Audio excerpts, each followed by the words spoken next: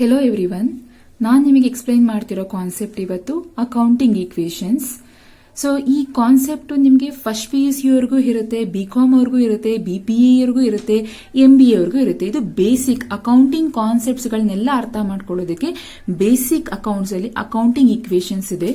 ಇಲ್ಲಿ ನಿಮಗೆ ಫಸ್ಟ್ ಈಗ BCom ಅವ್ರಿಗೆ ಬ್ಯಾಂಗ್ಳೂರ್ ಯೂನಿವರ್ಸಿಟಿ ಅವರಿಗೆ ಜಾಸ್ತಿ ಮಾರ್ಕ್ಸ್ ಕೇಳುವಂಥದ್ದು. ಇದರಲ್ಲಿ 2 ಮಾರ್ಕ್ಸ್ ಒಂದು ಥಿಯರಿ ಕ್ವಶನ್ಸ್ ಇರುತ್ತೆ, 5 ಮಾರ್ಕ್ಸ್ ಪ್ರಾಬ್ಲಮ್ ಕೇಳ್ತಾರೆ, 12 ಮಾರ್ಕ್ಸ್ಗೂ ಪ್ರಾಬ್ಲಮ್ ಕೇಳ್ತಾರೆ. ಸೊ ಪ್ರಾಬ್ಲಮ್ 5+12 ಮಾರ್ಕ್ಸ್ ಇದೆ. ಟೋಟಲ್ ಈ ಚಾಪ್ಟರ್ ಇಂದ 19 ಮಾರ್ಕ್ಸ್ ಸ್ಕೋರ್ ಮಾಡಬಹುದು. ಬ್ಯಾಂಗ್ಳೂರ್ ಯೂನಿವರ್ಸಿಟಿ 2 ಮಾರ್ಕ್ಸ್ ಒಂದು ಥಿಯರಿ ಕ್ವಶನ್ಸ್ ಇರುತ್ತೆ, 5 ಮಾರ್ಕ್ಸ್ ಒಂದೇ ಪ್ರಾಬ್ಲಮ್ ಕೇಳೋದು. ಇದರಿಂದ ನಿಮಗೆ 15 ಮಾರ್ಕ್ಸ್ ಪ್ರಾಬ್ಲಮ್ ಕೇಳಲ್ಲ. ಬ್ಯಾಂಗ್ಳೂರ್ ಯೂನಿವರ್ಸಿಟಿಯವರಿಗೆ ಕೇಳೋದು ಓನ್ಲಿ 5 ಮಾರ್ಕ್ಸ್ ಪ್ರಾಬ್ಲಮ್. ಟೋಟಲ್ ಈ ಚಾಪ್ಟರ್ ಇಂದ 7 ಮಾರ್ಕ್ಸ್ ಸ್ಕೋರ್ ಮಾಡಬಹುದು. ಸೊ ಇವಾಗ ಅಕೌಂಟಿಂಗ್ ಈಕ್ವೇಷನ್ಸ್ ಹೋಗೋಣ.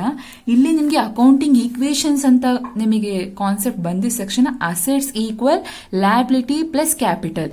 ಇಲ್ಲಿ ನಿಮಗೆ ಕಾಮನ್ ಆಗಿ 3 ಸ್ಟೆಪ್ಸ್ ಗೊತ್ತಿರಬೇಕು. ಫಸ್ಟ್ ಸ್ಟೆಪ್ ನಿಮಗೆ ಯಾವುದೇ ಒಂದು ಕ್ವಶನ್ ನೋಡಿದ ತಕ್ಷಣನೇ ಅಲ್ಲಿ ನಿಮಗೆ ಅಸೆಟ್ ಅದು ಲಯಬಿಲಿಟೀಸ್ ಕ್ಯಾಪಿಟಲ್ಗೆ ಹೋಗುತ್ತಾ ಐಡೆಂಟಿಫೈ ಮಾಡೋದು ಸ್ಟೆಪ್ 1.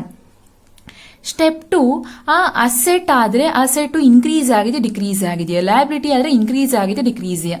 ಸೊ ಈ ತರ ಇನ್ಕ್ರೀಸ್ ಡಿಕ್ರೀಸ್ ಸೆಕೆಂಡ್ ಸ್ಟೆಪ್ ಅಲ್ಲಿ ಐಡೆಂಟಿಫೈ ಮಾಡಬೇಕು. ನೆಕ್ಸ್ಟ್ ಅದನ್ನ ಬ್ಯಾಲೆನ್ಸ್ ಮಾಡ್ತೀರಾ, ಈಕ್ವೇಷನ್ಸ್ ಮಾಡ್ತೀರಾ. ಫಸ್ಟ್ ಇವಾಗ ನೀವು ಸೊ ಕರೆಂಟ್ ಅಸೆಟ್ ಅಂತ ಅಂದ್ರೆ ನಿಮ್ಗೆ cash, bank, debtors, prepaid expenses, goods or stock. So example cash in hand ಇರ್ಬೋದು, ಕ್ಯಾಶ್ ಅಟ್ ಬ್ಯಾಂಕ್ ಇರ್ಬೋದು. ಯಾರಿಗಾರ ಗೂಡ್ಸ್ನ ಕ್ರೆಡಿಟ್ಗೆ ಗೂಡ್ಸ್ನ ಸೇಲ್ ಮಾಡಿರ್ತೀರಾ, ಸೇಲ್ ಮಾಡಿದ್ಮೇಲೆ ಅವರು ಫ್ಯೂಚರಲ್ಲಿ ನಿಮಗೆ ಕ್ಯಾಶ್ ಕೊಡ್ತಾರೆ ನಿಮ್ಮ ಬಿಸ್ನೆಸ್ಗೆ. ಸೊ ಫ್ಯೂಚರಲ್ಲಿ ಕ್ಯಾಶ್ ಬರುತ್ತೆ ಅಂದ್ರೆ asset. Next prepaid expenses, example prepaid rent, prepaid salary, prepaid insurance. ಅಂದ್ರೆ ಮುಂಚೆನೆ ಅಡ್ವಾನ್ಸ್ ಆಗಿ ಇನ್ಸೂರೆನ್ಸ್ ಪೇ ಮಾಡಿಬಿಟ್ಟಿದ್ದೀರಾ, ಅಡ್ವಾನ್ಸ್ ಆಗಿ ರೆಂಟ್ ಪೇ ಮಾಡಿದ್ದೀರಾ ಅಂದ್ರೆ ಫ್ಯೂಚರ್ ಅಲ್ಲೇ ಕ್ಯಾಶ್ ಆಗಿ ಅಂದ್ರೆ ಆಲ್ರೆಡಿ ಅಡ್ವಾನ್ಸ್ ಆಗಿ ಕ್ಯಾಶ್ ಕನ್ವರ್ಟ್ ಆಗಿದೆ ಅಂದ್ರೂ ಅದು ಕರೆಂಟ್ ಅಸೆಟ್ಗೆ ಹೋಗುತ್ತೆ. ಸೇಲ್ ಆಗದೇನೆ ಗೋಡೌನ್ ಅಲ್ಲಿ ಸ್ಟಾಕ್ ಉಳ್ಕೊಂಡಿದೆ, ಅನ್ಸೋಲ್ಡ್ ಗೂಡ್ಸ್ ಇದ್ರೂ ಯಾವಾಗಿದ್ರೂ ಸೇಲ್ ಮಾಡೇ ಮಾಡ್ತೀರಾ. ಗೂಡ್ಸ್ ಅಂತ ಕೊಡ್ಲಿ ಅಥವಾ ಸ್ಟಾಕ್ ಅಂದ್ರೂ ಒಂದೇ, ಇನ್ವೆಂಟ್ರಿ ಅಂದ್ರೂ ಒಂದೇ. ಸೊ ಇನ್ನು ಎಷ್ಟೊಂದ್ ತರ ನಿಮಗೆ ಕರೆಂಟ್ ಅಸೆಟ್ಸ್ ಗಳು ಬರುತ್ತೆ. ಕಾಮನ್ ಆಗಿ ಯೂಸ್ ಮಾಡೋ ಅಂತದ್ದು ಇದು current asset, fixed asset. Investments ಅಂದ್ರೆ ನೀವು ಶೇರ್ಸ್ ಮೇಲೆ, ಬಾಂಡ್ಸ್ ಮೇಲೆ ಎಲ್ಲ ಇನ್ವೆಸ್ಟ್ಮೆಂಟ್ ಮಾಡಿರ್ಬೋದು. ಸೊ ಅದಕ್ಕೆ ಸೆಕ್ಯೂರಿಟೀಸ್ ಅಂತೆಲ್ಲ ಕರೀತಾರೆ. ಇಲ್ಲಿ ನಿಮಗೆ ಫಸ್ಟ್ ಕ್ವಶನ್ ನೋಡಿದ ತಕ್ಷಣ ಯಾವ್ದ್ಯಾವ್ದು ಅಸೆಟ್ ಅಂತ ಐಡೆಂಟಿಫೈ ಮಾಡಕ್ ಗೊತ್ತಿರಬೇಕು. ಲಯಬಿಲಿಟೀಸ್, ಫ್ಯೂಚರ್ ಅಲ್ಲಿ ನಿಮ್ಮ ಬಿಸ್ನೆಸ್ ಇಂದ ಕ್ಯಾಶ್ ಹೋಗೋ ಅಂತದ್ದು ಲಯಬಿಲಿಟಿ. ಫಾರ್ ಎಕ್ಸಾಂಪಲ್ ಕ್ರೆಡಿಟಾರ್ಸ್, ನಾವು ಬಿಸ್ನೆಸ್ ಅವರು ಔಟ್ಸೈಡ್ ಅವರಿಂದ ಗೂಡ್ಸ್ ನ ಕ್ರೆಡಿಟ್ಗೆ ಪರ್ಚೇಸ್ ಮಾಡಿರ್ತೀವಿ. ಪರ್ಚೇಸ್ ಮಾಡಿದ್ಮೇಲೆ ಫ್ಯೂಚರ್ ಅಲ್ಲಿ ಅವ್ರಿಗೆ ಅಮೌಂಟ್ ಪೇ ಮಾಡಬೇಕು. ಫ್ಯೂಚರ್ ಅಲ್ಲಿ ದುಡ್ಡು ಹೋಗುತ್ತೆ ಅಂತ ಅಂದ್ರೆ that is liability. Loan, outside ಇಂದ ಅಥವಾ ಯಾವ್ದೋ ಔಟ್ಸೈಡ್ ಬ್ಯಾಂಕ್ ಇಂದ ನಾವು ಸಾಲ ತಗೊಂಡಿರ್ತೀವಿ, ಲೋನ್ ತಗೊಂಡಿರ್ತೀವಿ, ನೆಕ್ಸ್ಟ್ ರಿಟರ್ನ್ ಮಾಡಲೇಬೇಕು. ಸೊ ಫ್ಯೂಚರ್ ಅಲ್ಲಿ ದುಡ್ಡು ಹೋಗುತ್ತೆ ಅಂತ ಅಂದ್ರೆ liabilities. Outstanding expenses, for example outstanding salary, outstanding rent, outstanding telephone charges.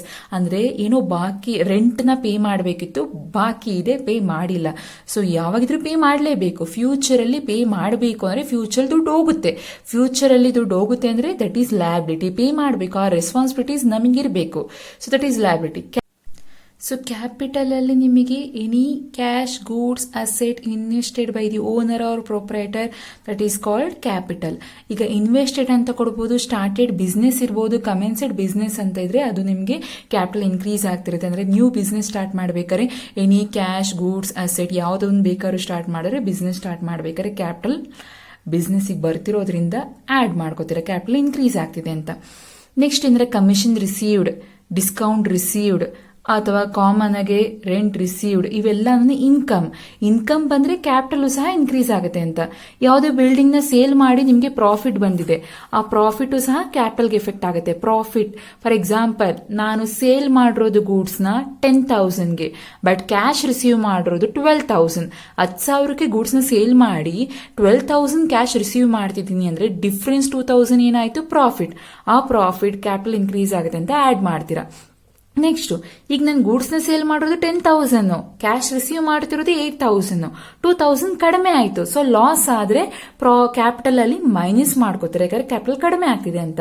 ಅಥವಾ ಏನಾರ ಎಕ್ಸ್ಪೆನ್ಸಸ್ ಬಂದ್ರು ಅದು ಯಾವ್ದಕ್ಕೆ ಎಫೆಕ್ಟ್, ಈಗ ರೆಂಟ್ ಪೇಡ್, ಸ್ಯಾಲರಿ ಪೇಡ್ ಅಥವಾ ಡಿಪ್ರಿಸಿಯೇಷನ್ ಆದ್ರೆ ಡಿಪ್ರಿಸಿಯೇಷನ್ ಸಹ ನಿಮಗೆ ಇಲ್ಲೇ ಬರುವಂತದ್ದು.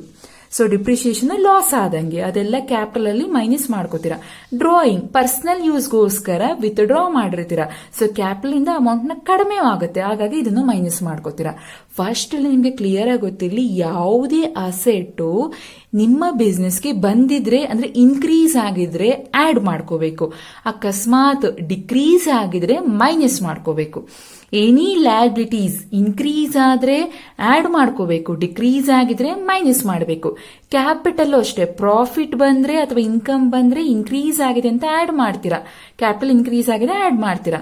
ಅಕಸ್ಮಾತ್ ಲಾಸ್ ಆದ್ರೆ ಎಕ್ಸ್ಪೆನ್ಸಸ್, ಎಕ್ಸಾಂಪಲ್ ಡಿಪ್ರಿಸಿಯೇಷನ್ ಏನಾದ್ರು ಇದ್ರೆ ಲಾಸ್ ಆಗಿದೆ ಅಂದ್ರೆ ಏನ್ ಮಾಡ್ತೀರಾ, ಮೈನಸ್ ಮಾಡ್ಕೊಂತೀರಾ, ಅಂದ್ರೆ ಕ್ಯಾಪಿಟಲ್ ಕಡಿಮೆ ಆಗ್ತಿದೆ ಅಂತ. ಡ್ರಾಯಿಂಗ್ ಇದ್ರೆ ಕ್ಯಾಪಿಟಲ್ ಕಡಿಮೆ ಆಗ್ತಿದೆ ಅಂತ ಮೈನಸ್ ಮಾಡ್ಕೋತೀರಾ. ಈ ರೂಲ್ಸ್ ಕ್ಲಿಯರ್ ಆಗಿ ಗೊತ್ತಿದ್ರೆ ಪ್ರಾಬ್ಲಮ್ ಎಕ್ಸ್ಪ್ಲೇನ್ ಮಾಡಿದಾಗ ಈಸಿಯಾಗಿ ಅರ್ಥ ಆಗುತ್ತೆ. ಫಸ್ಟ್ ಸ್ಟೆಪ್ ಅಸೆಟ್ಸ್ ಅದು ಲಯಬಿಲಿಟೀಸ್ ಕ್ಯಾಪಿಟಲ್ಗೆ ಹೋಗುತ್ತಾ ಅಂತ ಐಡೆಂಟಿಫೈ ಮಾಡೋದು first step.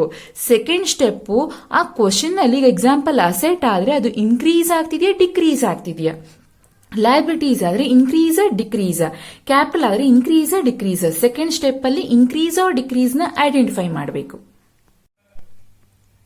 So Bangalore university ಅವರಿಗೆ 12 marks problem, but Bangalore city ಯೂನಿವರ್ಸಿಟಿಗೆ 15 ಮಾರ್ಕ್ಸ್ಗೆ ಕೇಳೋದಿಲ್ಲ, ಕೇಳೋದೇ 5 ಮಾರ್ಕ್ಸ್ಗೆ ಮಾತ್ರ. ಸೊ ಇದನ್ನ ಕಾನ್ಸಂಟ್ರೇಷನ್ ಮಾಡಿ 5 ಮಾರ್ಕ್ಸ್ಗೆ ಹೆಲ್ಪ್ ಆಗುತ್ತೆ ನಿಮಗೆ. First questions, Miss Radha Krishna started a business under the name of Radha Krishna and Company. The details of the transaction is business are given below. ಇಲ್ಲಿ ಕ್ವಶನ್ಸ್ಗಳು ಕೊಟ್ಟಿದ್ದಾರೆ, ಪಾಯಿಂಟ್ಸ್ಗಳು ಎಷ್ಟು 14 ಕ್ವಶನ್ಸ್ ಕೊಟ್ಟಿದ್ದಾರೆ. ಫಸ್ಟ್ ನೀವು format ಹಾಕೊಳ್ಳಿ. So format ಹಾಕೊಂಡಿದ ತಕ್ಷಣ ಕ್ವಶನ್ಸ್ನ record ಮಾಡ್ಕೊಳ್ಳಿ, ಎಲ್ಲ ಕ್ವಶನ್ಸ್ನ entry ಮಾಡ್ಕೊಳ್ಳಿ, ಫುಲ್ ಫಾರ್ಮೆಟ್ ಹಾಕೊಂಡು ಕ್ವಶನ್ ಬರ್ಕೊಳ್ಳಿ. ಅದಾಗಿದ ತಕ್ಷಣ ಎಕ್ಸಾಂಪಲ್ ನೀವಿಲ್ಲಿ ಕ್ವಶನ್ಸ್ ಅಲ್ಲಿ ಐಡೆಂಟಿಫೈ ಮಾಡಬೇಕು ಏನೇನು ಪಾಯಿಂಟ್ಸ್ ಬರುತ್ತೆ ಅಂತ. Started business with cash, cash ಎಷ್ಟು 90,000, ಪ್ಲಾಂಟ್ ಅಂಡ್ ಮಿಷನರಿ 60,000, ಸ್ಟಾಕ್ 10,000 ಅಂತ ಹೇಳಿದ್ದಾರೆ. ಈಗ ನ್ಯೂ ಬಿಸ್ನೆಸ್ ಸ್ಟಾರ್ಟ್ ಮಾಡ್ತೀರಾ ಅನ್ಕೊಳ್ಳಿ. ಸೊ ನ್ಯೂ ಬಿಸ್ನೆಸ್ ಸ್ಟಾರ್ಟ್ ಮಾಡ್ತೀರಾ, ಸ್ಟಾರ್ಟ್ ಮಾಡಿದಾಗ ಓನರ್ ಏನ್ ಮಾಡ್ತೀರಾ, ಬಿಸ್ನೆಸ್ ಸ್ಟಾರ್ಟ್ ಮಾಡೋಕೆ ಕ್ಯಾಶ್ ಹಾಕಿದೀರಾ 90,000, plant and machinery 60,000, stock 10,000. So business view point ಅಲ್ಲಿ ನೋಡಿ, ಬಿಸ್ನೆಸ್ಗೆ ಕ್ಯಾಶ್ ಬರ್ತಿದೆ, ಪ್ಲಾಂಟ್ ಅಂಡ್ ಮಿಷನರಿ ಬರ್ತಿದೆ, ಸ್ಟಾಕ್ ಬರ್ತಿದೆ. ಸೊ ಬಿಸ್ನೆಸ್ಗೆ ಬರ್ತಾ ಇದೆ ಅಂದ್ರೆ ಇನ್ಕ್ರೀಸ್ ಆಯ್ತು. ಸೊ ಈಗ cash, plant and machinery, stock ಇವೆಲ್ಲ ಏನಿದು ಅಸೆಟ್, ಫ್ಯೂಚರ್ ಅಲ್ಲಿ ಕ್ಯಾಶ್ ಕನ್ವರ್ಟ್ ಮಾಡಬಹುದು, ಕ್ಯಾಶ್ ಕನ್ವರ್ಟ್ ಆಗುತ್ತೆ. ಸೊ ಅಸೆಟ್ ಬಿಸ್ನೆಸ್ ಬಂದ್ರೆ ಇನ್ಕ್ರೀಸ್ ಅಂತ ಅರ್ಥ, ಬಿಸ್ನೆಸ್ ಹೋದ್ರೆ ಡಿಕ್ರೀಸ್ ಅಂತ ಅರ್ಥ. ಸೊ ಬಿಸ್ನೆಸ್ ಅಸೆಟ್ ಬರ್ತಾ ಇದೆಯಾ. Next any cash goods asset invested by the owner or proprietor, ಅದನ್ನೇನಂತ ಕರೀತಾರೆ, ಕ್ಯಾಪಿಟಲ್. ಸೊ ಬಿಸ್ನೆಸ್ಗೆ ಇದೆಲ್ಲ ಬರ್ತಿರೋದ್ರಿಂದ ಕ್ಯಾಪಿಟಲ್ ಇನ್ಕ್ರೀಸ್ ಆಗ್ತಿದೆ. ಯಾವ್ಯಾವ ಪಾಯಿಂಟ್ ಬರುತ್ತೆ ಫಸ್ಟ್ ಚೆಕ್ ಮಾಡಿ. ಕ್ಯಾಶ್ ಬರುತ್ತೆ, plant and machinery, stock, capital. Cash ಏನಿದೆ ಬಿಸ್ನೆಸ್ ಬರ್ತಾ ಇರೋದ್ರಿಂದ ಇನ್ಕ್ರೀಸ್ ಆಗ್ತಿದೆ. ಪ್ಲಾಂಟ್ ಅಂಡ್ ಮಿಷನರಿ ಬಿಸ್ನೆಸ್ ಬರ್ತಿರೋದ್ರಿಂದ ಇನ್ಕ್ರೀಸ್ ಆಗ್ತಿದೆ. ಸ್ಟಾಕ್ ಬಿಸ್ನೆಸ್ ಬರ್ತಿರೋದ್ರಿಂದ ಇನ್ಕ್ರೀಸ್ ಆಗ್ತಿದೆ. ಸೊ ಇದೆಲ್ಲ ಬಿಸ್ನೆಸ್ ಬರ್ತಿರೋದಕ್ಕೆ, ಇನ್ವೆಸ್ಟೆಡ್ ಮಾಡ್ತಿರೋದಕ್ಕೆ ಏನಂತ ಕರೀತಾರೆ, ಕ್ಯಾಪಿಟಲ್. ಸೊ ಕ್ಯಾಪಿಟಲ್ ಸಹ ಜಾಸ್ತಿ ಆಗ್ತಿದ್ಯಾ, ಕ್ಲಿಯರ್ ಆಯ್ತು, ಎಲ್ಲಾನು ಇನ್ಕ್ರೀಸ್ ಆಗ್ತಿದೆ. ಇವಾಗ ಕ್ಯಾಶ್ ಅಂದ್ರೆ ಯಾವ್ದಕ್ಕೆ ಹೋಗುತ್ತೆ, ಈ 3 ಇದರಲ್ಲಿ asset, liabilities, capital. Cash asset, plant and ಮಿಷನರಿನೂ ಅಸೆಟ್, ಸ್ಟಾಕು ಅಸೆಟ್. ಸೊ ಈಗ ಕ್ಯಾಶ್ ವ್ಯಾಲ್ಯೂ ಎಷ್ಟಿದೆ, 90,000, ಪ್ಲಾಂಟ್ ಅಂಡ್ ಮಿಷನರಿ ಎಷ್ಟಿದೆ, 60,000, ಸ್ಟಾಕ್ ಎಷ್ಟಿದೆ, 10,000. ಸೊ ಇವಾಗ ನೀವು ಟೋಟಲ್ ಕ್ಯಾಪಿಟಲ್ ಎಷ್ಟಾಯ್ತು, ಬಿಸ್ನೆಸ್ಗೆ ಕ್ಯಾಶ್ ಮೂಲಕ 90,000, ಪ್ಲಾಂಟ್ ಅಂಡ್ ಮಿಷನರಿ ಮೂಲಕ 60,000, ಸ್ಟಾಕ್ ಮೂಲಕ 10,000. ಸೊ ಟೋಟಲ್ ಕ್ಯಾಲ್ಕುಲೇಟ್ ಮಾಡಿ 1,60,000. ಟೋಟಲ್ ಕ್ಯಾಪಿಟಲ್ ಎಷ್ಟು, 1,60,000. ಸೊ ಕ್ಯಾಪಿಟಲ್ ಅಂತ ಹೇಳಿರೋದು ಅಸೆಟ್ ಅಲ್ಲ, ಲಯಬಿಲಿಟೀಸ್, ಕ್ಯಾಪಿಟಲ್. ಕ್ಯಾಪಿಟಲ್ ಅಂತ ಹೇಳಿದೆ. ಸೊ ಕ್ಯಾಪಿಟಲ್ ಅಲ್ಲಿ total 1,60,000. So first entry complete ಆಯ್ತು. ಫಸ್ಟ್ ಈಗ ಟೋಟಲ್ ಮಾಡಿ. ಟೋಟಲ್ ಮಾಡಬೇಕಾದ್ರೆ 90 + 60 + 10 ಎಷ್ಟು, 1,60,000 ಟೋಟಲ್ ಅಸೆಟ್. ಲಯಬಿಲಿಟೀಸ್ ಈ ಕ್ವಶನ್ ಅಲ್ಲಿ ಏನು ಇಲ್ಲ, ನಿಲ್. ನೆಕ್ಸ್ಟ್ ಟೋಟಲ್ ಕ್ಯಾಪಿಟಲ್ ಎಷ್ಟು, 1,60,000. ಸೊ ಅಕೌಂಟಿಂಗ್ ಈಕ್ವೇಶನ್ ನ ಡ್ಯುಯಲ್ ಆಸ್ಪೆಕ್ಟ್ ಕಾನ್ಸೆಪ್ಟ್ ಅಂತ ಕರೀತಾರೆ. ಇಲ್ಲಿ ಲಯಬಿಲಿಟಿ, ಕ್ಯಾಪಿಟಲ್ ಎರಡನ್ನೂ ಆಡ್ ಮಾಡಿದ್ರೆ ಅಸೆಟ್ ಆಗಬೇಕು. ಅಸೆಟ್ 1,60,000 ಇದೆ, ಸೊ ಎರಡನ್ನೂ ಆಡ್ ಮಾಡಿದ್ರೆ 1,60,000. ಸೊ ಈಕ್ವಲ್ ಆಯ್ತು, ನ್ಯೂ ಈಕ್ವೇಶನ್ ಸಿಕ್ತು. ಫಸ್ಟ್ ಎಂಟ್ರಿ ಕಂಪ್ಲೀಟ್ ಆಯ್ತು. ಫಸ್ಟ್ ಸ್ಟೆಪ್ ಏನಂದ್ರೆ ಕ್ವಶನ್ ಏನ್ ಆಸ್ ಇಟ್ ಈಸ್ ಕ್ವಶನ್ ಏನಿದೆ ಕ್ವಶನ್ ನ ಕಾಪಿ ಮಾಡ್ಕೊಂಡು ಈ ಸೆಕ್ಷನ್ ಅಲ್ಲಿ ಏನೇನ್ ಪಾಯಿಂಟ್ ಬರುತ್ತೆ. ಫಸ್ಟ್ ನಿಮ್ಗೆ ಜರ್ನಲ್ ಎಂಟ್ರಿ ಬಂದ್ರೆ ಇನ್ನೂ ಈಸಿನೇ ಆಗೋಗುತ್ತೆ. ಆಕ್ಚುಲಿ ಏನೇನ್ ಪಾಯಿಂಟ್ಸ್ ಬರುತ್ತೆ ಅಂತ ಗೊತ್ತಾಗುತ್ತೆ. ಬಿಸ್ನೆಸ್ ಸ್ಟಾರ್ಟ್ ಮಾಡ್ಬೇಕಾದ್ರೆ cash, plant and machinery stock ಹಾಕ್ತಿದ್ದಾರೆ. ಸೊ ಬಿಸ್ನೆಸ್ಗೆ cash, plant and machinery stock ಬರ್ತಾ ಇದೆ. So invested, started, commenced business ಅಂದ್ರೆ ಏನರ್ಥ, ಇವರೆಲ್ಲ cash, plant and machinery stock ಆಗ್ತಿರೋದ್ರಿಂದ ಕ್ಯಾಪಿಟಲ್ ಇನ್ಕ್ರೀಸ್ ಆಗ್ತಿದೆ. So capital, so total capital ಎಷ್ಟು 1,60,000. ಅರ್ಥ ಆಗಿದೆ ಅನ್ಕೊಂಡಿದೀನಿ. ನೆಕ್ಸ್ಟ್ ಕ್ವಶನ್ ಏನಿದೆ ನೋಡಿ. ಕ್ವಶನ್ ಏನಿದೆ ಆಸ್ ಇಟ್ ಈಸ್ ಕಾಪಿ ಮಾಡ್ಕೊಂಡಿರ್ತೀರಾ. Open a current account in SBI bank ₹50,000 ಅಂತ ಇದೆ. ಹೊಸದಾಗಿ ಅಕೌಂಟ್ ನ ಓಪನ್ ಮಾಡ್ತಿದ್ದೀರಾ ಬ್ಯಾಂಕ್ ಅಲ್ಲಿ. ಈಗ ನೀವು ಬಿಸ್ನೆಸ್ ಸ್ಟಾರ್ಟ್ ಮಾಡಿದ್ಮೇಲೆ ಹೊಸದಾಗಿ ಅಕೌಂಟ್ ಓಪನ್ ಮಾಡ್ತಿದ್ದೀರಾ ಅಂದ್ರೆ ಇನ್ ಸಮ್ ಆಫ್ ಅಮೌಂಟ್ ನ ನೀವು ಬ್ಯಾಂಕ್ ಅಲ್ಲಿ ಡೆಪಾಸಿಟ್ ಮಾಡಬೇಕಾ? ಸುಮ್ಮನೆ ಅಕೌಂಟ್ ಓಪನ್ ಮಾಡ್ಕೊಳ್ಳಲ್ಲ, ಇಷ್ಟಂತ ಅಮೌಂಟ್ ನ ಡೆಪಾಸಿಟ್ ಮಾಡಬೇಕು. ಸೊ ಬ್ಯಾಂಕ್ ಅಲ್ಲಿ ನೀವು ಯಾರು ಕಂಪನಿಯವ್ರು ಯಾರಿದ್ದೀರಾ, ಸೊ ಬ್ಯಾಂಕ್ಗೆ 50,000 ಡೆಪಾಸಿಟ್ ಮಾಡ್ತೀರಾ ಅಕೌಂಟ್ ಓಪನ್ ಮಾಡ್ಬೇಕಾದ್ರೆ. ಸೊ ಇಲ್ಲಿ ಫಸ್ಟ್ ಏನೇನ್ ಪಾಯಿಂಟ್ ಬರುತ್ತೆ ನೋಡಿ. ಹೊಸದಾಗಿ ಅಕೌಂಟ್ ಓಪನ್ ಮಾಡ್ತೀರಾ ಅಂದ್ರೆ ಅಮೌಂಟ್ ನ ಪೇ ಮಾಡ್ತೀರಾ. ಎಷ್ಟು ಪೇ ಮಾಡ್ತೀರಾ? 50,000. ಸೊ ನಿಮ್ಮ ಕಂಪನಿಯಿಂದ ಅಂದ್ರೆ ಬಿಸ್ನೆಸ್ ಇಂದ what goes out, cash goes out. ಯಾರು ಅದನ್ನ ಕ್ಯಾಶ್ ನ ಇಸ್ಕೊತಿರೋ ರಿಸೀವರ್ ಯಾರು? SBI bank. ಸೊ ಇಲ್ಲಿ ಯಾವ್ಯಾವ್ದು 2 ಪಾಯಿಂಟ್ ಬರುತ್ತೆ, ಒಂದು SBI ಬ್ಯಾಂಕ್, ಒಂದು ಕ್ಯಾಶ್. ಸೊ ಇಲ್ಲಿ ನಿಮಗೆ ಬಿಸ್ನೆಸ್ ಇಂದ ಏನ್ ಹೋಗ್ತಾ ಇರೋದು? ಕ್ಯಾಶ್. ಬಿಸ್ನೆಸ್ ಇಂದ what goes out? Cash goes out. So business ಇಂದ ಕ್ಯಾಶ್ ಕಡಿಮೆ ಆಗ್ತಿದೆ, ಕ್ಯಾಶ್ ಡಿಕ್ರೀಸ್. ಆ ಕ್ಯಾಶ್ ಯಾರಿಗೆ ರಿಸೀವ್ ಮಾಡ್ತಿದ್ದಾರೆ? SBI bank. SBI ಬ್ಯಾಂಕ್ ಅಲ್ಲಿ ಕ್ಯಾಶ್ ಇನ್ಕ್ರೀಸ್ ಆಗ್ತಿದೆ. ಸೊ ಯಾವಾಗ್ಲೂ ಅಷ್ಟು ಇನ್ಕ್ರೀಸ್ ಡಿಕ್ರೀಸ್ ಪಾಯಿಂಟ್ ನೀಟಾಗಿ ಗೊತ್ತಿರಲಿ. ಈ ಕ್ವಶನ್ ನೋಡಿ ಸೆಕ್ಷನ್ 2 ಪಾಯಿಂಟ್ ಯಾವ್ದು ಬರುತ್ತೆ ನೋಡ್ಕೊಳ್ಳಿ. ಜರ್ನಲ್ ಎಂಟ್ರಿ ಗೊತ್ತಿದ್ರು ನಿಮ್ಗೆ ಯಾವ್ದು 2 ಪಾಯಿಂಟ್ ಅಂತ ಕ್ಲಿಯರ್ ಆಗಿ ಗೊತ್ತಾಗುತ್ತೆ. ಹೊಸದಾಗಿ ಅಕೌಂಟ್ ಓಪನ್ ಮಾಡ್ತೀರಾ ಅಂದ್ರೆ ಬ್ಯಾಂಕಿಗೆ ಇಷ್ಟಂತ ಅಮೌಂಟ್ ನ ಡೆಪಾಸಿಟ್ ಮಾಡಬೇಕು. So cash. ಸೊ ನಿಮ್ಮ ಕಂಪನಿ ವ್ಯೂ ಪಾಯಿಂಟ್ ಅಲ್ಲಿ ನೋಡಬೇಕು. ಕಂಪನಿಯಿಂದ ಕ್ಯಾಶ್ ಹೋಗ್ತಾ ಇದೆ, ಸೊ ಡಿಕ್ರೀಸ್. ಆ ಕ್ಯಾಶ್ ಯಾವ ರಿಸೀವ್ ಮಾಡ್ತಿದ್ದಾರೆ? SBI bank. ಸೊ ಅವ್ರದ್ದು ಇನ್ಕ್ರೀಸ್ ಆಯ್ತು. SBI ಬ್ಯಾಂಕ್ ಅಲ್ಲಿ ಇನ್ಕ್ರೀಸ್. ಇವಾಗ ಎಷ್ಟು ಅಮೌಂಟ್ ಇದೆ ನೋಡಿ, 50,000. ಫಸ್ಟ್ ನೀವು ಬ್ಯಾಂಕ್ ಅಂದ್ರೆ ಅಸೆಟ್, ಲಯಬಿಲಿಟೀಸ್, ಕ್ಯಾಪಿಟಲ್ ಐಡೆಂಟಿಫೈ ಮಾಡಬೇಕು. ಎನಿ ಕ್ಯಾಶ್ ಬ್ಯಾಂಕ್ ಎಲ್ಲ ಯಾವ್ದದು? ಅಸೆಟ್. ಕ್ಯಾಶ್ ಬ್ಯಾಂಕ್ ಎಲ್ಲ ಏನು? ಅಸೆಟ್. ಈಗ 50,000. ಸೊ ಬ್ಯಾಂಕ್ ಅಲ್ಲಿ 50,000 ಏನಾಗ್ತಿದೆ? ಜಾಸ್ತಿ ಆಗ್ತಿದೆ, ಆಡ್ ಮಾಡ್ಕೋಬೇಕು. ಕ್ಯಾಶ್ ಏನಾಗ್ತಿದೆ? ಕಡಿಮೆ ಆಗ್ತಿದೆ. ನಿಮ್ ಕಂಪನಿಯಿಂದ ಕ್ಯಾಶ್ ಕಡಿಮೆ ಆಗ್ತಿದೆ. ಸೊ 50,000 ಮೈನಸ್ ಮಾಡ್ಕೋಬೇಕು. ಬೇಕಾದ್ರೆ ಮೈನಸ್ ಪ್ಲಸ್ ಅಂತನಾರು ಬರೀಬಹುದು, ಮೈನಸ್ಗೆ ಜಸ್ಟ್ ಬ್ರಾಕೆಟ್ ಅಲ್ಲಾರು ತೋರಿಸಬಹುದು. ಇಲ್ಲಿ ಕ್ವಶನ್ ಅಲ್ಲಿ ಯಾವ್ದು ರೀತಿ ಲಯಬಿಲಿಟಿನೂ ಇಲ್ಲ, ಕ್ಯಾಪಿಟಲ್ ಇಲ್ಲ. ಇನ್ನ ಒಂದ್ಸರಿ ರಿಪೀಟ್ ಮಾಡ್ತೀನಿ ನೋಡಿ. ಫಸ್ಟ್ ನೀವು ಅಕೌಂಟ್ ಓಪನ್ ಮಾಡಬೇಕಾದ್ರೆ ಸಮ್ ಆಫ್ ಅಮೌಂಟ್ ನ ಬ್ಯಾಂಕಿಗೆ ಡೆಪಾಸಿಟ್ ಮಾಡಬೇಕಾಗುತ್ತೆ. ಸೊ ನಿಮ್ಮ ಕಂಪನಿಯಿಂದ what goes out? Cash goes out. Business ಇಂದ ಅಂದ್ರೆ ಕಂಪನಿಯಿಂದ ಕ್ಯಾಶ್ ಹೋಗ್ತಾ ಇದೆ ಅಂದ್ರೆ ಡಿಕ್ರೀಸ್ ಆಗ್ತಿದೆ ಅಂತ. ಯಾರು ರಿಸೀವ್ ಮಾಡ್ತಿರೋದು? ಬ್ಯಾಂಕು. ಬ್ಯಾಂಕ್ ಅಲ್ಲಿ ಇನ್ಕ್ರೀಸ್ ಆಗ್ತಿದೆ ಅಂತ. ಇನ್ಕ್ರೀಸ್ ಅಂದ್ರೆ ಆಡ್ ಮಾಡಬೇಕು, ಡಿಕ್ರೀಸ್ ಅಂದ್ರೆ ಮೈನಸ್ ಮಾಡಬೇಕು. ಎಷ್ಟು ಅಮೌಂಟ್ ಇರೋದು? 50,000. ಈಗ 1,60,000ಗೆ 50,000 ಆಡ್ ಮಾಡಿ 50,000 ಮೈನಸ್ ಮಾಡಿದ್ರೆ remaining balance 1,60,000 nil. Capital total column 1,60,000 ಉಳ್ಕೊಳ್ಳುತ್ತೆ. ಯಾವಾಗ್ಲೂ ಪ್ರಾಬ್ಲಮ್ ಆಗಿದ ತಕ್ಷಣ ಈಕ್ವಲ್ ಆಗಿದೆ ಚೆಕ್ ಮಾಡಬೇಕು. So assets equal liability plus capital ಹಾಕಬೇಕು. ಸೊ ಇಲ್ಲಿ 0 ಇದೆ, 1,60,000 ಎರಡನ್ನ ಆಡ್ ಮಾಡಿದ್ರೆ 1,60,000 ಅಸೆಟ್ 1,60,000. ಸೊ 2 ಪಾಯಿಂಟ್ ಕಂಪ್ಲೀಟ್ ಆಯ್ತು. ನೆಕ್ಸ್ಟ್ ಒನ್ ನೋಡಿ. ಪರ್ಚೇಸ್ ಅಸೆಟ್ಸ್ ಫಾರ್ ಕ್ಯಾಶ್ ₹25,000 ಅಂತ ಹೇಳಿದ್ದಾರೆ. ಇಲ್ಲಿ ನೀವು ಪರ್ಚೇಸ್ ಮಾಡ್ತಿದ್ದೀರಾ ಅಸೆಟ್ ನ ಫಾರ್ ಕ್ಯಾಶ್ಗೆ. ಪರ್ಚೇಸ್ ಮಾಡಿದ್ರೆ ನಿಮಗೆ ವಾಟ್ ಕಮ್ಸ್ ಇನ್? ಅಸೆಟ್ ಬರ್ತಾ ಇದೆ. ಬಿಸ್ನೆಸ್ಸಿಗೆ ಬಂದ್ರೆ ಜಾಸ್ತಿ ಆಗ್ತಿದೆ, ಇನ್ಕ್ರೀಸ್ ಅಂತ ಅರ್ಥ. ಇಲ್ಲಿ ಯಾವುದೇ ರೀತಿ ಯಾವ ಅಸೆಟ್ ಅಂತ ಮೆನ್ಷನ್ ಮಾಡಿಲ್ಲ. ಗೂಡ್ಸು ಅಥವಾ ಏನಾರ ಫರ್ನಿಚರ್, ಏನಾರ ಫಿಕ್ಸ್ಡ್ ಅಸೆಟ್ ಏನು ಕೊಟ್ಟಿಲ್ಲ, ಜಸ್ಟ್ ಅಸೆಟ್ ಅಂತ ಕೊಟ್ಟವ್ರೆ. ಹಾಗಾದ್ರೆ ನಿಮ್ಗೆ ಅಸೆಟ್ ಬರ್ತಾ ಇದೆ. ಬಿಸ್ನೆಸ್ಸಿಗೆ ಬಂದ್ರೆ ಅಸೆಟ್ ಇನ್ಕ್ರೀಸ್ ಆಗ್ತಿದೆ. ಅಸೆಟ್ ಈಗ ಪರ್ಚೇಸ್ ಮಾಡಿದ್ರೆ ಸಮ್ ಆಫ್ ಅಮೌಂಟ್ ಪೇ ಮಾಡಬೇಕಾಗುತ್ತೆ. So what goes out? Cash goes out. ಎಷ್ಟು ಅಮೌಂಟ್? 25,000. ನಿಮ್ಮ ಕಂಪನಿಯವರು ಅಸೆಟ್ ನ ಪರ್ಚೇಸ್, ನಿಮ್ದೇ ಸ್ವಂತ ಕಂಪನಿ ಅಂತ ಟ್ರೀಟ್ ಮಾಡಿ ನಿಮ್ಮ ಕಂಪನಿಗೆ ಅಸೆಟ್ ಬರ್ತಾ ಇರೋದ್ರಿಂದ ಇನ್ಕ್ರೀಸ್ ಜಾಸ್ತಿ ಆಯಿತು. ಸೊ ನೀವು ಪರ್ಚೇಸ್ ಮಾಡಿದ್ಮೇಲೆ ಕ್ಯಾಶ್ ಕೊಟ್ಟು ಪೇ ಮಾಡಬೇಕು. What goes out? Cash goes out. Cash ಕಡಿಮೆ ಆಗ್ತಿದೆ. ನಿಮ್ಮ ಕಂಪನಿಲಿ ಕ್ಯಾಶು ಕಡಿಮೆ ಆಗ್ತಾ ಇದೆ. ಸೊ ಎಷ್ಟು ಅಮೌಂಟ್? 25,000. ಅಸೆಟ್ ಕಾಲಮ್ ಅಲ್ಲೇ ಬರುತ್ತೆ. ಎಷ್ಟಿದೆ? 25,000 ಆಡ್. ಇನ್ಕ್ರೀಸ್ ಅಂದ್ರೆ ಆಡ್. ಸೊ 25,000 ಕ್ಯಾಶ್ ಕಡಿಮೆ ಆಗ್ತಿದೆ. ಕಡಿಮೆ ಆದರೆ -25,000. ಈ ಕ್ವಶನ್ ಅಲ್ಲಿ ಯಾವುದೇ ರೀತಿ ಲಯಬಿಲಿಟಿ ಇಲ್ಲ, ಕ್ಯಾಪಿಟಲ್ ಇಲ್ಲ. ಸೊ ಅಸೆಟ್ ಕ್ಯಾಶ್ ಎರಡೂ ಸಹ ಅಸೆಟ್ ಅಲ್ಲೇ ಬರೋದು. ಇಲ್ಲಿ ಇನ್ಕ್ರೀಸ್ ಅಂದ್ರೆ ಆಡ್ ಮಾಡಬೇಕು, ಡಿಕ್ರೀಸ್ ಅಂದ್ರೆ ಮೈನಸ್ ಮಾಡಬೇಕು. ಸೊ 1,60,000ಗೆ 25 ಆಡ್ ಮಾಡಿ 25,000 ಮೈನಸ್ ಮಾಡಿದ್ರೆ ರಿಮೈನಿಂಗ್ಗೆ 1,60,000 ನಿಲ್ಲಿದೆ 1,60,000. ನ್ಯೂ ಈಕ್ವೇಶನ್ ಸಿಕ್ತು. ಇದಾಗಿದ ತಕ್ಷಣ next sold goods of ₹10,000 for ₹15,000. Concentration ಮಾಡಿ, ನೀವು ಕಂಪನಿಯವರು ಗೂಡ್ಸ್ನ ಸೇಲ್ ಮಾಡಿದೆಷ್ಟಕ್ಕಂತೆ 10,000. ಸೊ ನಿಮ್ಮಿಂದ ವಾಟ್ ಗೋಸ್ ಔಟ್ ಗೂಡ್ಸ್ ಅಂತನಾರು ಬರೀಬಹುದು, ಸ್ಟಾಕ್ ಅಂತನಾರು ಬರೀಬಹುದು. ಸೊ ನಿಮ್ಮ ಕಂಪನಿಯಿಂದ ಗೂಡ್ಸ್ ಹೋಗ್ತಾ ಇದೆ ಅಂದ್ರೆ ಗೂಡ್ಸ್ ಕಡಿಮೆ ಆಗ್ತಿದೆ. ಗೂಡ್ಸ್ ಏನಾಯ್ತು, ಡಿಕ್ರೀಸ್. ಗೂಡ್ಸ್ ಹೋಗ್ತಾ ಇರೋದು ಎಷ್ಟು ರೂಪಾಯಿ ಗೂಡ್ಸು, 10,000 ಗೂಡ್ಸು. ಸೊ ಕಡಿಮೆ ಆಗ್ತಿದೆ ಅಂದ್ರೆ ಮೈನಸ್.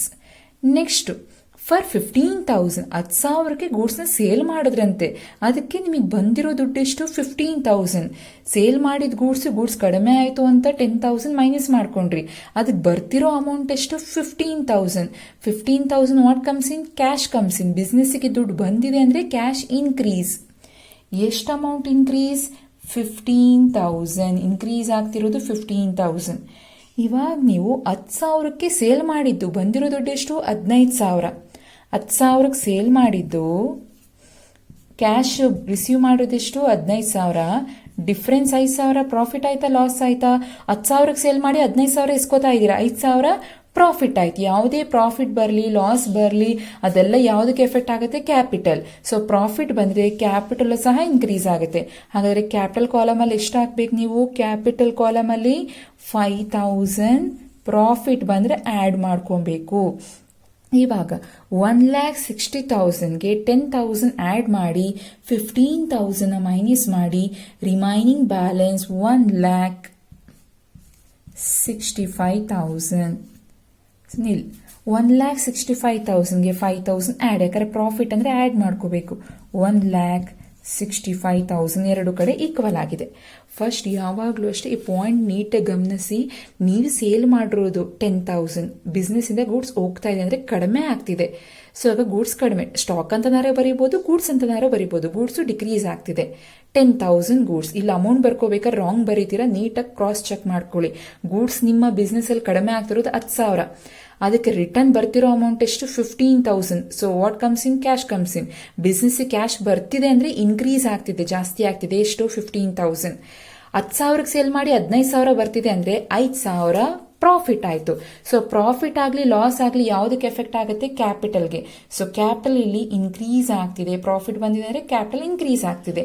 ಸೊ ಕ್ಯಾಪಿಟಲ್ ಕಾಲಮ್ ಅಲ್ಲಿ 5,000 ಇನ್ಕ್ರೀಸ್ ಆಗ್ತಿದೆ, ಆಡ್. ಸೊ ಕ್ಲಿಯರ್ ಆಗಿದೆ ಅನ್ಕೋತೀನಿ. ನೆಕ್ಸ್ಟ್ ನೋಡಿ, 5th question. So 5th point, purchase goods on credit from Satya Traders ₹30,000. Purchase ಮಾಡಿದಿರ ಗೂಡ್ಸ್ ನ ಆನ್ ಕ್ರೆಡಿಟ್ಗೆ ಅಂದ್ರೆ ಸಾಲಕ್ಕೆ ಪರ್ಚೇಸ್ ಮಾಡಿದಿರ. ಸೊ ಯಾರಿಂದ, ಸತ್ಯ ಟ್ರೇಡರ್ಸ್. ನಿಮ್ಮ ಕ್ವಶನ್ ಅಲ್ಲಿ ನಿಮ್ಗೆ ಕ್ಯಾಶ್ ಅಂತ ಏನು ಮೆನ್ಷನ್ ಮಾಡಿಲ್ಲ, ಆನ್ ಕ್ರೆಡಿಟ್ ಅಂತ ಕೊಟ್ಟವ್ರೆ ಸತ್ಯ ಟ್ರೇಡರ್ಸ್. ಅಕಸ್ಮಾತ್ ನಿಮ್ ಕ್ವಶನ್ ಅಲ್ಲಿ ಕ್ರೆಡಿಟ್ ಅಂತ ಕೊಟ್ಟಿಲ್ಲ, ಸತ್ಯ ಟ್ರೇಡರ್ಸ್ ಅಂತ ಕೊಟ್ಟಿಲ್ಲ, ಓನ್ಲಿ ಪರ್ಚೇಸ್ ಆಫ್ ಗೂಡ್ಸ್ ಅಂತ ಕೊಟ್ರೆ ಪರ್ಚೇಸ್ ಮಾಡಿ ಇಮಿಡಿಯೇಟ್ ಆಗಿ ಕ್ಯಾಶ್ ಕೊಟ್ಟಿದ್ದೀರಾ ಅಂತ ಟ್ರೀಟ್ ಮಾಡಬೇಕು. ಸೊ ಕ್ರೆಡಿಟ್ಗೆ ಬರೋದಿಲ್ಲ ನಿಮ್ಗೆ. ಯಾವಾಗ್ಲೂ ಕ್ರೆಡಿಟ್ಗೆ ಪರ್ಚೇಸ್ ಮಾಡಿದೀರಾ ಅಂದ್ರೆ ಅಲ್ಲಿ ಒಂದು ಪಾಯಿಂಟ್ ಆನ್ ಕ್ರೆಡಿಟ್ ಅಂತ ಕೊಟ್ಟಿರಬೇಕು, ಇಲ್ಲಾಂದ್ರೆ ಯಾವ್ದಾದ್ರೂ ಪಾರ್ಟಿ ನೇಮ್ ಮೆನ್ಷನ್ ಮಾಡಿರ್ಬೇಕು. ಇಲ್ಲ ಅಂದ್ರೆ ಯಾವಾಗ್ಲೂ ಕ್ಯಾಶ್ಗೆ ಪರ್ಚೇಸ್ ಮಾಡಿದೀರಾ ಅಂತ ಟ್ರೀಟ್ ಮಾಡಬೇಕು. ಕ್ವಶನ್ ಅಲ್ಲಿ ಏನು, on credit or party name ಕೊಟ್ರೆ ಮಾತ್ರ ಕ್ರೆಡಿಟ್ಗೆ ಪರ್ಚೇಸ್ ಮಾಡಿದೀರಾ ಅಂತ. ಸೊ ಏನೋ ಮೆನ್ಷನ್ ಮಾಡ್ದೇನೆ ಓನ್ಲಿ ಪರ್ಚೇಸ್ ಆಫ್ ಗೂಡ್ಸ್ ಅಂತ ಕೊಟ್ರೆ ಕ್ಯಾಶ್ಗೆ ಪರ್ಚೇಸ್ ಮಾಡಿದೀರಾ ಅಂತ ಟ್ರೀಟ್ ಮಾಡಬೇಕು. ಫಸ್ಟ್ ಇವಾಗ ಬನ್ನಿ, ಪರ್ಚೇಸ್ ಮಾಡ್ತಿದ್ರೆ ಗೂಡ್ಸ್ ನಿಮ್ಮ ಬಿಸ್ನೆಸ್ಗೆ ಬರ್ತಾ ಇದೆ. ಸೊ ಇನ್ಕ್ರೀಸ್ ಆಯ್ತು, ಗೂಡ್ಸ್ ಏನಾಯ್ತು, ಇನ್ಕ್ರೀಸ್. ನೆಕ್ಸ್ಟ್ ಯಾರಿಂದ ಪರ್ಚೇಸ್ ಮಾಡ್ತಿರೋದು, ಸತ್ಯ ಟ್ರೇಡರ್ಸ್. ಸೊ ಇಲ್ಲಿ ಕ್ರೆಡಿಟ್ಗೆ ಪರ್ಚೇಸ್ ಮಾಡೋದು ಯಾರಿಂದ, ಕಂಪನಿಯವರು ಸಾಲ ತಗೊಳ್ಳೋದು ಯಾರಿಂದ, ಕ್ರೆಡಿಟಾರ್ಸ್ ಇಂದ. ಕ್ಲಿಯರ್ ಆಗಿ ಗೊತ್ತಿರಲಿ, ಕ್ರೆಡಿಟ್ಗೆ ಪರ್ಚೇಸ್ ಮಾಡೋದು ಫ್ರಮ್ ಯಾರಿಂದ, ಕ್ರೆಡಿಟಾರ್ಸ್ ಇಂದ.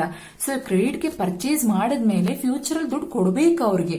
ಸೊ ಕ್ರೆಡಿಟಾರ್ಸ್ ಸಹ ಇನ್ಕ್ರೀಸ್ ಆಗ್ತಿದೆ, ಯಾಕಂದ್ರೆ ದುಡ್ಡು ಕೊಡಬೇಕು, ಇನ್ನು ಕೊಟ್ಟಿಲ್ಲ.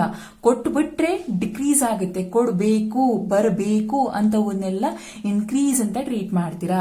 ಈಗ ಎಕ್ಸಾಂಪಲ್, ಸಾಲ ತಗೊಂಡಿದ್ರಿ ಅವರಿಂದ 30,000ಕ್ಕೆ, ನೆಕ್ಸ್ಟ್ ಅವ್ರಿಗೆ ಪೇ ಮಾಡಬೇಕು ಫ್ಯೂಚರ್ ಅಲ್ಲಿ ದುಡ್ಡು ಹೋಗುತ್ತೆ ಅಂತ ಅಂದ್ರೆ ಸೊ ಅದು ಲಯಬಿಲಿಟೀಸ್ ಆಗುತ್ತೆ. ಇಲ್ಲಿ ಕ್ರೆಡಿಟಾರ್ಸ್ ಇಂದ ಸಾಲ ತಗೊಂಡಿದ್ರಿ, ಫ್ಯೂಚರ್ ಅಲ್ಲಿ ಇವಾಗ ಪೇ ಮಾಡಬೇಕು. ಸೊ ಇನ್ಕ್ರೀಸ್ ಆಗ್ತಿದೆ. ಇಲ್ಲಿ ಗೂಡ್ಸ್ ಅಂದ್ರೆ ಯಾವ್ದಕ್ಕೆ ಹೋಗುತ್ತೆ? ಅಸೆಟ್ಗೆ ಹೋಗುತ್ತೆ. ಕ್ರೆಡಿಟಾರ್ಸ್ ಅಂದ್ರೆ ಏನು? ಫ್ಯೂಚರ್ ಅಲ್ಲಿ ಪೇ ಮಾಡಬೇಕು ಅವ್ರಿಗೆ, ಮೀನ್ಸ್ ಫ್ಯೂಚರ್ ದುಡ್ಡು ಹೋಗುತ್ತೆ ಅಂದ್ರೆ ಲಯಬಿಲಿಟಿ. ಎಷ್ಟು ಅಮೌಂಟ್ ಇದೆ? 30,000 ಅಸೆಟ್ ಇನ್ಕ್ರೀಸ್ ಆಗ್ತಿದೆ. ಆಡ್ ಕ್ರೆಡಿಟಾರ್ಸ್ ಅಂದ್ರೆ ಏನು? ಇವಾಗ ಇಲ್ಲಿ ಕ್ರೆಡಿಟಾರ್ಸ್ ಸಾಲ ತಗೊಂಡಿದ್ದೀರಾ, ಕ್ರೆಡಿಟಾರ್ಸ್ ಇಂದ ಔಟ್ ಸೈಡ್ ಅವರಿಂದ ಸಾಲ ತಗೊಂಡಿದ್ದೀರಾ, ತಗೊಂಡ್ಮೇಲೆ ಅವ್ರಿಗೆ ರಿಟರ್ನ್ ಕೊಡಬೇಕು. ಫ್ಯೂಚರ್ ದುಡ್ಡು ಹೋಗುತ್ತೆ ಅಂದ್ರೆ ಲಯಬಿಲಿಟೀಸ್.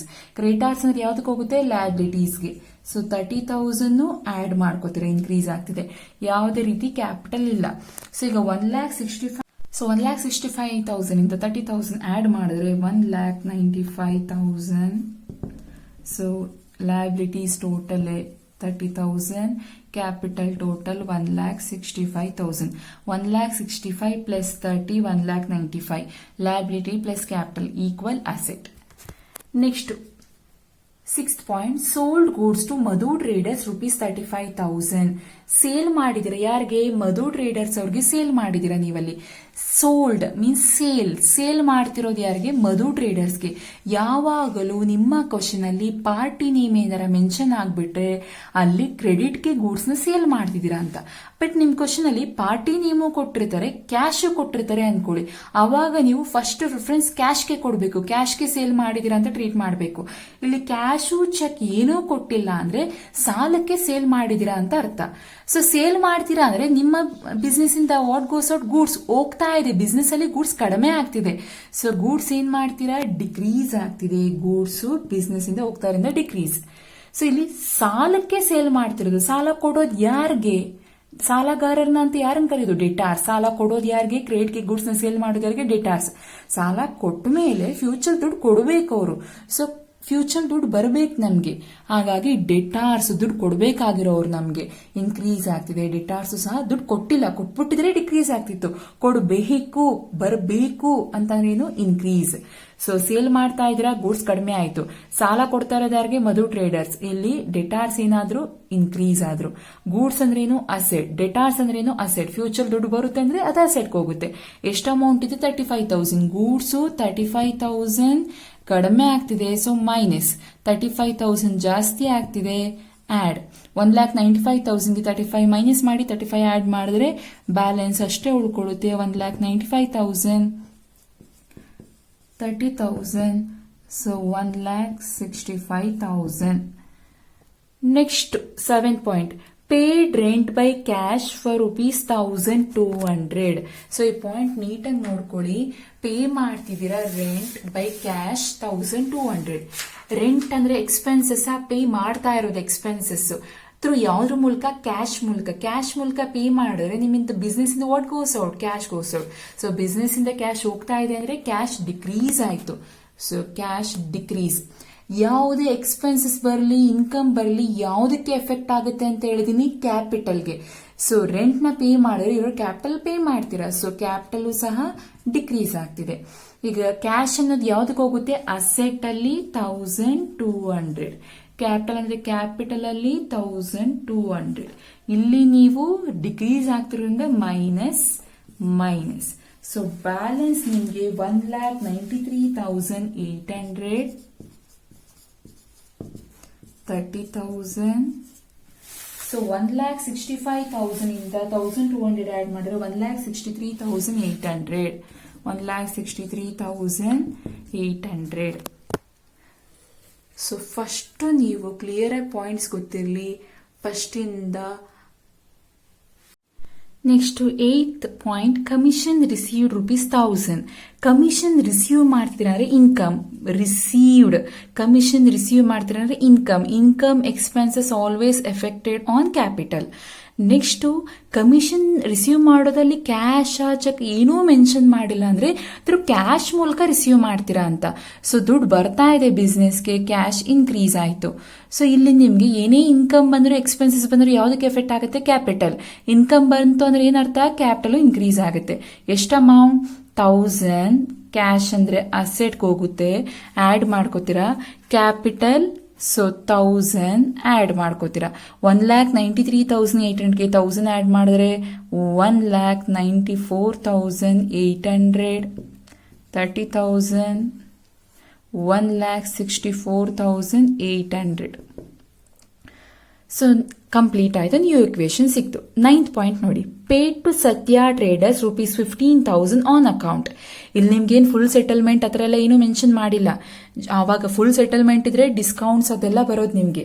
ಜಸ್ಟ್ ಇಲ್ಲಿ ಏನು ಹೇಳಿದರೆ ಪೇಡ್ ಟು ಸತ್ಯ ಟ್ರೇಡರ್ಸ್ ಅಂತ ಹೇಳಿದರೆ, ಪೇಡ್ ಅಂತ ಅಂದ್ರೆ ಅಲ್ಲೇ ಕಾನ್ಸೆಪ್ಟ್ ಗೊತ್ತಿರಲಿ, what goes out cash goes out. Pay ಮಾಡ್ತಾ ಇದ್ದೀರಾ ಯಾರಿಗೆ? ಸತ್ಯ ಅವ್ರಿಗೆ. So what goes out cash goes out. So business ಅಲ್ಲಿ ಕ್ಯಾಶ್ ಕಡಿಮೆ ಆಯಿತು. ಯಾರಲ್ಲಿ ರಿಸೀವ್ ಮಾಡ್ತಿರೋದು? ಸತ್ಯ ಟ್ರೇಡರ್ಸ್. ಆಲ್ರೆಡಿ ಸತ್ಯ ಟ್ರೇಡರ್ಸ್ ಇಂದ ಪರ್ಚೇಸ್ ಮಾಡಿದ್ವಿ, ಈಗ ಪೇ ಮಾಡಿಬಿಟ್ವಿ. ಸೊ ಹಾಗಾಗಿ ಕ್ರೇಟಾರ್ಸ್ಗೆ ಪೇ ಮಾಡೋದು ಕಡಿಮೆ ಆಯಿತು, ಕ್ರೇಟಾರ್ಸ್ ಸಹ ಕಡಿಮೆ ಆದ್ರು ಅಂತೇಳಿ. ಎಷ್ಟು? 15,000 ಕ್ಯಾಶ್ ಅಂದ್ರೆ ಅಸೆಟ್ ಕಡಿಮೆ ಆಯಿತು. ಬ್ರಾಕೆಟ್ ಅಲ್ಲಿ ಬರ್ಕೊಳ್ಳಿ. ಕ್ರೇಟಾರ್ಸ್ ಅಂದ್ರೆ 15,000 ಸಹ ಕಡಿಮೆ ಆಯಿತು. ಕ್ಯಾಪಿಟಲ್ ಏನೂ ಇಲ್ಲ. ಸೊ ಇವಾಗ ಬ್ಯಾಲೆನ್ಸ್ ನ್ಯೂ ಇಕ್ವೇಶನ್ಸ್ ಸಿಕ್ಕಿದೆ. Next point 10 point, received cash from Madhu traders ₹12,000. ಕ್ಯಾಶ್ನ ಇಸ್ಕೊಂಡಿದ್ದೀರಾ ಫ್ರಮ್ ಯಾರಿಂದ? ಮಧು ಟ್ರೇಡರ್ಸ್ ಅವರಿಂದ. ಆಲ್ರೆಡಿ ಮಧು ಏನ್ ಮಾಡಿದ್ರಿ? ಅವ್ರಿಗೆ ಗೂಡ್ಸ್ನ ಸೇಲ್ ಮಾಡಿದ್ರಿ, ಕ್ರೆಡಿಟ್ಗೆ ಗೂಡ್ಸ್ನ ಸೇಲ್ ಮಾಡಿದ್ರಿ. ಇವಾಗ ಅವರಿಂದ ದುಡ್ಡು ಇಸ್ಕೊಂತಾ ಇದ್ರಿ. ಎಷ್ಟು? 12,000. ಕ್ಯಾಶ್ ರಿಸೀವ್ ಮಾಡ್ತಿದ್ರೆ ನಿಮ್ business what comes in? Cash comes in. Cash increase ಆಯ್ತು. ಯಾರಿಂದ ರಿಸೀವ್ ಮಾಡ್ತಿದ್ದೀರಾ? ಮಧು ಟ್ರೇಡರ್ಸ್. ಆಲ್ರೆಡಿ ಅಂದ್ರೆ ಮುಂಚೆ ಎಂಟ್ರಿ ನೋಡಬೇಕು. ಮಧುಗೆ ಆಲ್ರೆಡಿ ಸೇಲ್ ಮಾಡಿರಿ, ಸಾಲ ಕೊಟ್ಟಿದ್ರಿ. ಸಾಲ ಕೊಡೋದು ಯಾರಿಗೆ? ಡೆಟಾರ್ಸ್ಗೆ. ಇವಾಗ ದುಡ್ಡು ಇಸ್ಕೊಂಡಿದ್ದೀರಾ ಅಂದ್ರೆ ಡೆಟಾರ್ಸ್ ಇಂದ ಬರೋ ದುಡ್ಡು ಸಹ ಕಡಿಮೆ ಆಯ್ತು. ದುಡ್ಡು ಬಂದ್ಬಿಟ್ಟಿದೆ, ಕಡಿಮೆ ಆಯ್ತು. ಕ್ಯಾಶ್ ಅಂದ್ರೇನು? ಅಸೆಟ್ಗೆ ಹೋಗುತ್ತೆ, ಅಸೆಟ್ ಕಾಲಮ್ಗೆ ಹೋಗುತ್ತೆ ಕ್ಯಾಶ್ ಅಂದ್ರೆ. ಡೆಟಾರ್ಸ್ ಅಂದ್ರೇನು? ಅಸೆಟ್. ಸೊ ಎಷ್ಟು ಅಮೌಂಟ್? 12,000 ಆಡ್ ಮಾಡ್ತೀರಾ. 12,000 ಡಿಕ್ರೀಸ್ ಅಂದ್ರೆ ಮೈನಸ್ ಮಾಡ್ತೀರಾ. ಸೊ ಆಡ್ ಮಾಡಿ ಮೈನಸ್ ಮಾಡ್ಕೊಂಡ್ರೆ ಬ್ಯಾಲೆನ್ಸಿಂಗ್ ಫಿಗರ್ ಅಷ್ಟೇ ಬರುತ್ತೆ. 15,000, 1,64,800. Next point, return goods to Satya traders ₹5,000 ಅಂತ ಹೇಳಿದ್ದಾರೆ. ಇಲ್ಲಿ ನೀವು ನೀಟಾಗಿ ನೋಡಿ, ರಿಟರ್ನ್ ಗೂಡ್ಸ್ ಟು, ಈ ವರ್ಡ್ ತುಂಬಾ important. Return goods to Satya. To ಗೆ ಕೊಡ್ತಾ ಇದೀವಿ, ರಿಟರ್ನ್ ಮಾಡ್ತಾ ಇದೀವಿ. ರಿಟರ್ನ್ ಮಾಡ್ತೀವಿ ಅಂದ್ರೆ ಅರ್ಥ ಏನು? ಮುಂಚೆ ಅವರಿಂದ ಪರ್ಚೇಸ್ ಮಾಡಿದ್ವಿ, ಈಗ ಡ್ಯಾಮೇಜ್ ಇತ್ತು ಅಂತ ರಿಟರ್ನ್ ಮಾಡ್ತಾ ಇದೀವಿ. ಅಷ್ಟು ಅರ್ಥ ಆಗಿಲ್ಲ ಅಂದ್ರೆ ಸತ್ಯ ಟ್ರೇಡರ್ಸ್ ಆಲ್ರೆಡಿ ಮುಂಚೆ ಎಂಟ್ರಿಲಿ ಎಲ್ಲಿದೆ ನೋಡಬೇಕು. ಆಲ್ರೆಡಿ ಅವರಿಂದ ನಾವು ಪರ್ಚೇಸ್ ಮಾಡಿದ್ವಿ, ಪರ್ಚೇಸ್ ಮಾಡಿದ್ಮೇಲೆ ಈಗ ಡ್ಯಾಮೇಜ್ ಇತ್ತು ಅಂತ ಅವ್ರಿಗೆ ರಿಟರ್ನ್ ಕಳಿಸ್ತಾ ಇದೀವಿ. ಹಂಗಂದ್ರೆ ನಮ್ಮಿಂದ ಬಿಸ್ನೆಸ್ ಇಂದ ಗೂಡ್ಸ್ ಹೋಗ್ತಾ ಇದೆ ಅಂದ್ರೆ ಡಿಕ್ರೀಸ್ ಆಯ್ತು. ಯಾರಿಂದ ಆಲ್ರೆಡಿ ನಾವು ಪರ್ಚೇಸ್ ಮಾಡಿದ್ದು? ಕ್ರೆಡಿಟಾರ್ಸ್ ಇಂದ. ಪರ್ಚೇಸ್ ಮಾಡಿದ ಗೂಡ್ಸ್ ಡ್ಯಾಮೇಜ್ ಇತ್ತು ಅಂತ ಅವ್ರಿಗೆ ರಿಟರ್ನ್ ಕಳಿಸ್ತಾ ಇದೀವಿ. ಸೊ ಅಮೌಂಟ್ ಪೇ ಮಾಡೋ ಅವಶ್ಯಕತೆ ಇಲ್ಲ, ಕ್ರೆಡಿಟಾರ್ಸ್ ಸಹ ಕಡಿಮೆ ಆದ್ರು ಅಂತೇಳಿ. ಎಷ್ಟು ಅಮೌಂಟ್? 5,000 ಗೂಡ್ಸ್ ಮೈನಸ್ ಮಾಡ್ತೀರಾ. ಸೇಮ್ ಇಲ್ಲಿ ಕ್ರೆಡಿಟಾರ್ಸ್ ಅಂದ್ರೆ ಏನು? ಲಯಬಿಲಿಟೀಸ್. 5,000 ಮೈನಸ್ ಮಾಡ್ತೀರಾ. So remaining balance 1,74,800, 10,000, 1,64,800. Next, return goods from Madhu traders ₹3,000 ಅಂತ ಹೇಳಿದ್ದಾರೆ. ಗೂಡ್ಸ್ ನ ರಿಟರ್ನ್ ಮಾಡ್ತಾರೆ ಫ್ರಮ್ ಮಧು ಟ್ರೇಡರ್ಸ್. ಇಲ್ಲಿ ಫ್ರಮ್ ಅಂತ ವರ್ಡ್ ನೀಟಾಗಿ ಗೊತ್ತಿರಲಿ. ಫ್ರಮ್ ಅವರಿಂದ ರಿಟರ್ನ್ ಇಸ್ಕೊಂತಾ ಇದೀವಿ. ಆಲ್ರೆಡಿ ಅವ್ರಿಗೆ ಗೂಡ್ಸ್ ಸೇಲ್ ಮಾಡಿದ್ವಿ ಮಧುಗೆ. ಅವ್ರೇನೋ ಡ್ಯಾಮೇಜ್ ಇತ್ತು ಅಂತ ನಮ್ಗೆ ರಿಟರ್ನ್ ಕಳಿಸಿದ್ದಾರೆ, ಅವರು ನಮ್ಗೆ ರಿಟರ್ನ್ ಕಳಿಸಿದ್ದಾರೆ. ಸೊ ನಮ್ಗೆ ವಾಟ್ ಕಮ್ಸ್ ಇನ್? ಗೂಡ್ಸ್ ಬರ್ತಾ ಇದೆ. ಬಿಸ್ನೆಸ್ ಗೂಡ್ಸ್ ಬಂದ್ರೆ ಏನು? Goods increase. ಸೊ ಇವಾಗ ಅವ್ರು ಆಕ್ಚುಲಿ ಗೂಡ್ಸ್ಗೆ ಅಮೌಂಟ್ ನ ಪೇ ಮಾಡಬೇಕಿತ್ತು. ಗೂಡ್ಸ್ ನ ರಿಟರ್ನ್ ಮಾಡಿದ್ರೆ ಅವ್ರು ದುಡ್ಡು ಕೊಡೋ ಅವಶ್ಯಕತೆ ಇಲ್ಲ. ಸೊ ಕೊಡೋ ಅಮೌಂಟ್ ಕಡಿಮೆ ಆಯ್ತು. ಡೆಟಾರ್ಸ್ ಕಡಿಮೆ ಆದ್ರೆ ಎಷ್ಟು? 3,000. ಗೂಡ್ಸ್ ಅಂದ್ರೆ ಅಸೆಟ್, ಡೆಟಾರ್ಸ್ ಅಂದ್ರೂ ಅಸೆಟ್. ಸೊ 3,000 ಆಡ್ ಮಾಡ್ತೀರಾ, 3,000 ಮೈನಸ್ ಮಾಡ್ತೀರಾ. ಬ್ಯಾಲೆನ್ಸಿಂಗ್ಗೆ ಅಷ್ಟೇ ಉಳ್ಕೊಳ್ಳುತ್ತೆ.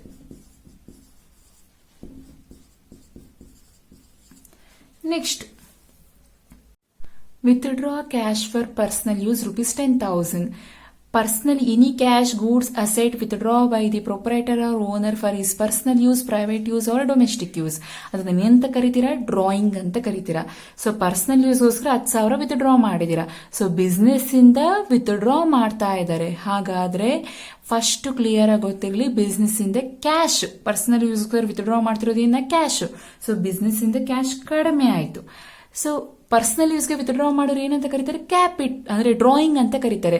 ಸೊ ಡ್ರಾಯಿಂಗ್ ಯಾವುದಕ್ಕೆ ಎಫೆಕ್ಟ್ ಆಗುತ್ತೆ, ಕ್ಯಾಪಿಟಲ್ಗೆ. ಸೊ ಕ್ಯಾಪಿಟಲ್ ಸಹ ಕಡಿಮೆ ಆಯ್ತು, ಕ್ಯಾಪಿಟಲ್ ಅಮೌಂಟ್ ಇಂದ ವಿತ್ಡ್ರಾ ಮಾಡೋದವರು.